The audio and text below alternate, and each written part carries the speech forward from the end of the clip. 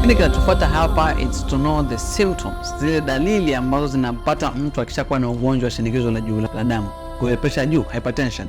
So what are the symptoms? Ni dalili zipi ambazo mtu anazipata? Cha kwanza cha kufahamu ni kwamba tumeshasema ugonjwa wa pressure ni ugonjwa ambao ni silent killer, ni ugonjwa ambao mara nyingi sana haujidhihirishi.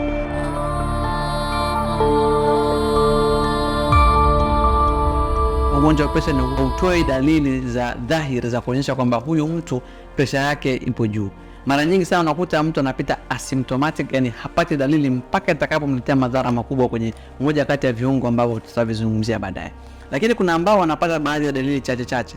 Moja inawezekana ikawa kichwa kinauma, especially kichwa kianza kuuma kwa hapa nyuma, tunaita the occipital area. Unapata occipital headaches, maumivu ya kichwa ya hapa nyuma, tunasema kwamba hayo ni consistent na ugonjwa wa pressure ya juu.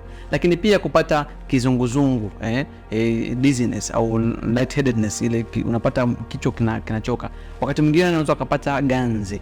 Hizi ni zile dalili za mwanzo ambazo mtu anaweza akazipata kutokana na ugonjwa wa pressure. Wakati mwingine ni visual changes, unaweza kuona kama vile tunasemaga vipepeo, kwa unaona vitu vichache ambavyo unaweza kuviona kutoka na distortion ya macho yale, unaumia, unaweza kupata madhara kwenye macho.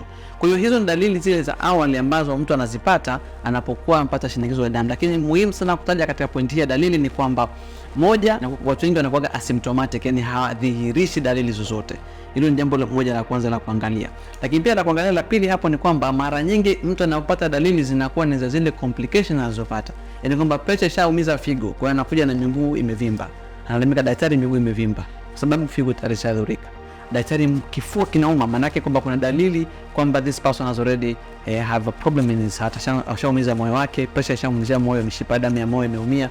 Au inawezekana kwamba yule mgonjwa akapata kiharusi, kwa stroke.